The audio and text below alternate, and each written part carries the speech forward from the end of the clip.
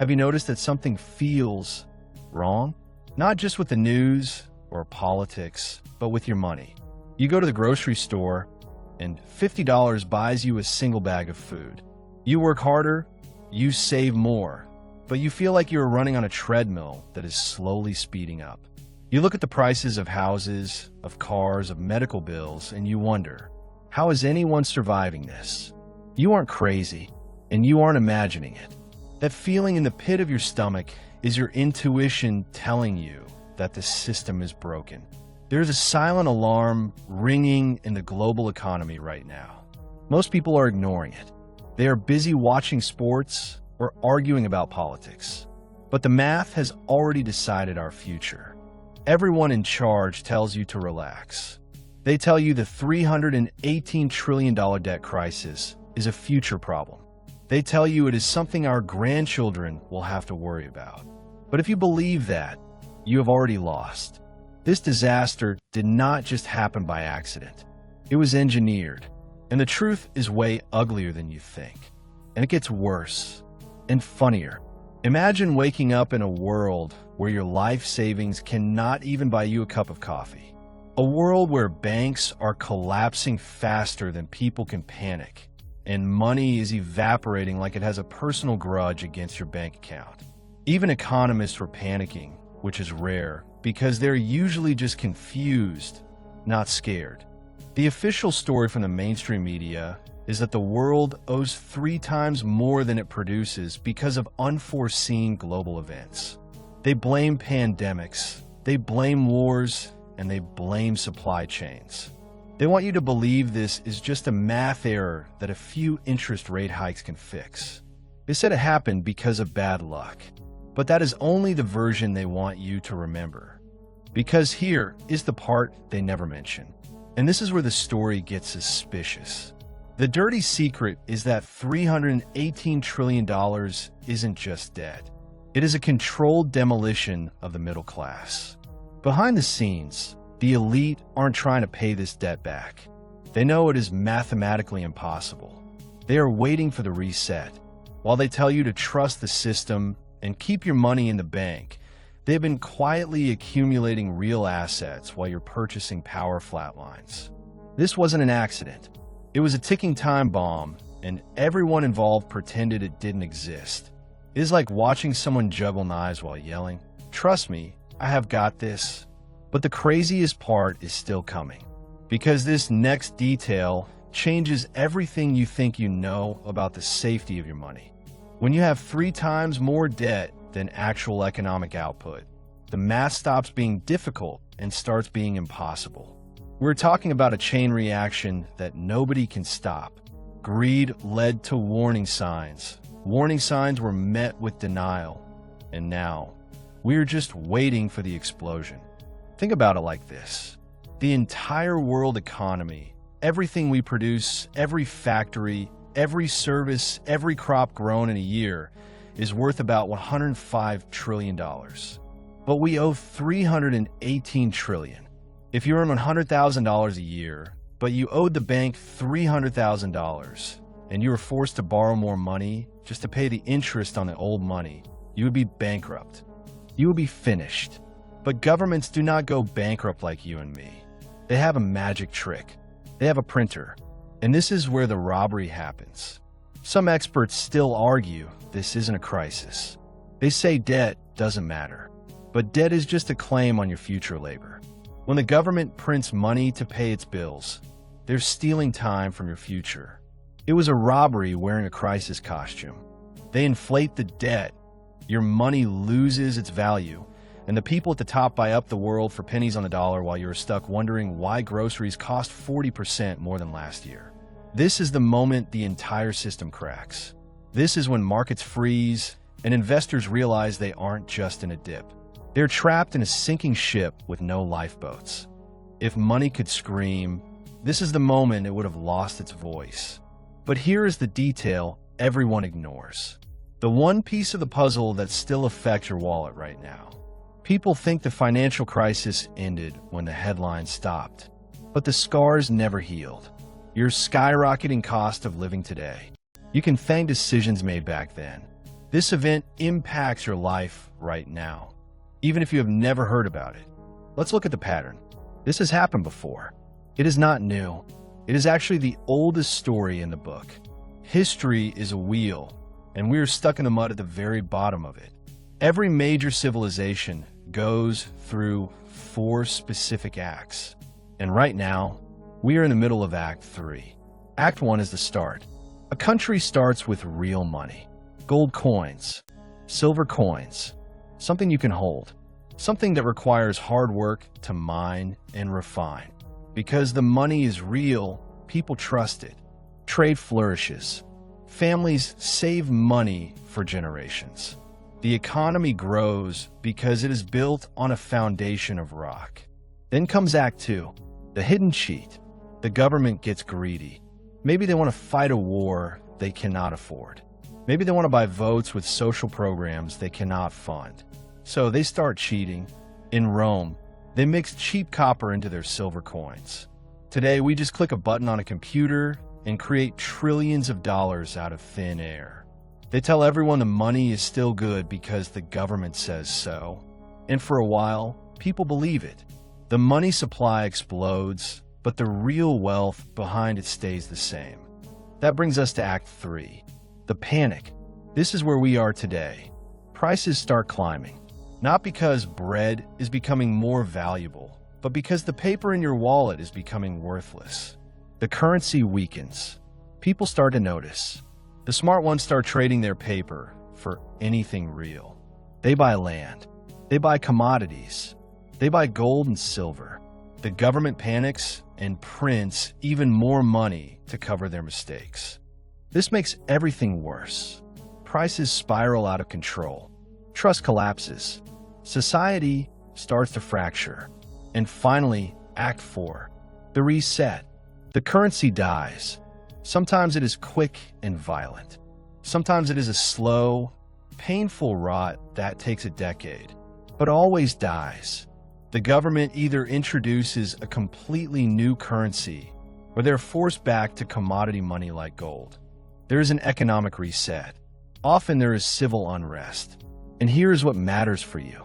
The people who saw it coming and bought real assets, they survive. The people who trusted the paper, they lose everything. You might be thinking, surely the people in charge know this. Surely they have a plan to stop it. They do have a plan, but the plan is not to save you. The plan is to save themselves. Look at what the central banks are doing, not what they are saying. They tell you that gold is a barbarous relic. They tell you it is just a pet rock. But in the last 2 years, central banks around the world have been buying gold at the fastest pace in over 50 years. China is buying. Russia is buying. India is buying. Even European banks are hoarding it. Why?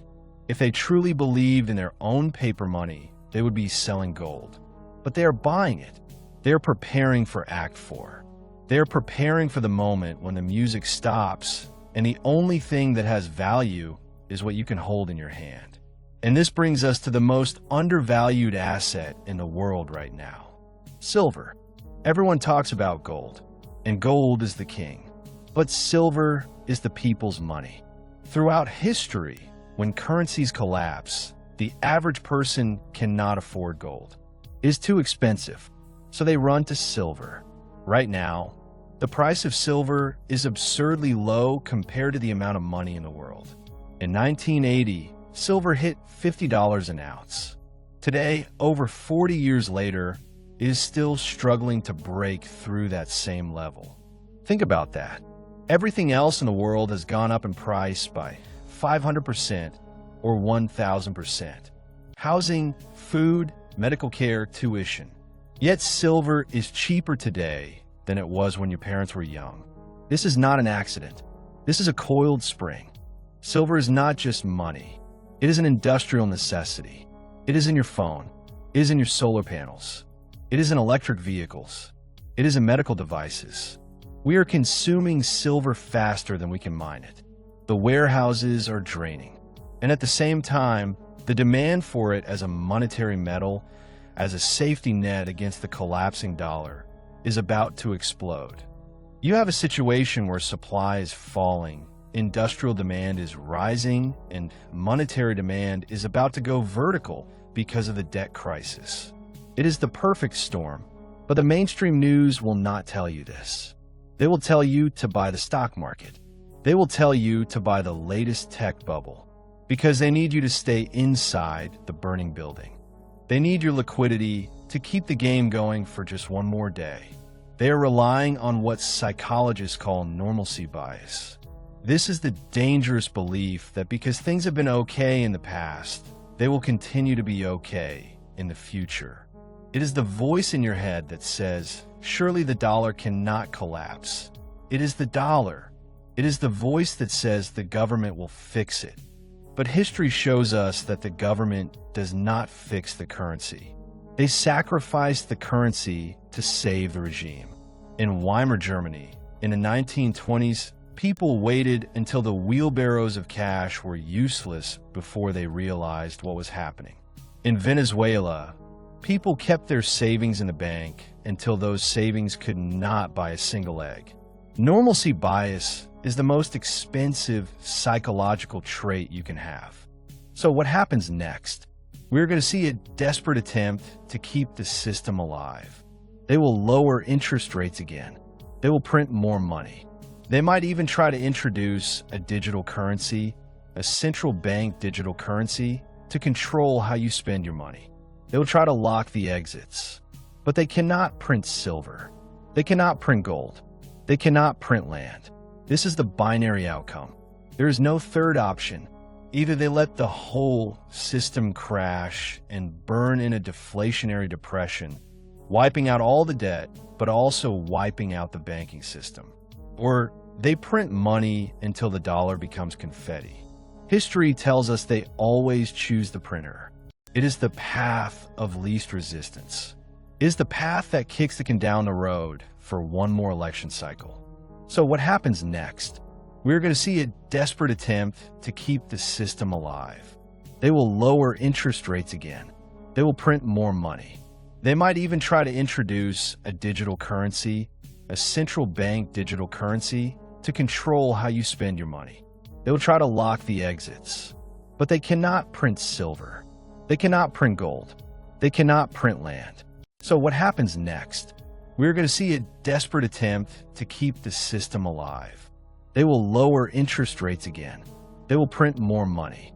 They might even try to introduce a digital currency, a central bank digital currency, to control how you spend your money. They will try to lock the exits. But they cannot print silver. They cannot print gold. They cannot print land. This is the binary outcome. There is no third option. Either they let the whole system crash and burn in a deflationary depression, wiping out all the debt, but also wiping out the banking system. Or they print money until the dollar becomes confetti. History tells us they always choose the printer. It is the path of least resistance. It is the path that kicks the can down the road for one more election cycle. But if you own tangible assets, if you own things that have value outside of the financial system, you have insurance. Silver is insurance against human stupidity. And right now, there's a surplus of human stupidity in the global financial system. This isn't about getting rich quick. It isn't about trading charts or timing the bottom. It is about survival. It is about making sure that when Act 4 arrives and the curtain falls on this debt-fueled fantasy, you are still standing. The wealth transfer is already happening. It is happening right now, silently in the background. Every time they print $1 billion, they are diluting your labor. They are transferring value from the savers to the debtors, from the workers to the asset holders. You can be on the side of the victims who watch their hard work evaporate, or you could be on the side of the prepared. Finance isn't about numbers. It is human behavior dressed in a suit. Money isn't the problem, people are. Every crisis teaches the same lesson. Greed always wins the short game and destroys the long one. And if you think this story is insane, wait until you hear what happened next. The choice is yours. But do not say you were not warned. The math does not lie. The history does not lie. The only thing lying to you is the television. Wake up, look at the debt, look at the printing, and look at the silver. The shock wave is coming. Are you ready? If you want to survive the wealth transfer that is coming, you need to see the things the news refuses to show you. I'm already investigating the next major signal that the collapse is accelerating, and what I found is even more disturbing than the debt numbers. You cannot afford to miss that update, so make sure you subscribe and turn on notifications right now. You do not want to be late for what is coming next, and I want to know where you stand. Do you think the dollar can survive this debt load, or is the crash inevitable? Let me know in the comments below. I will see you in the next one. Watch out.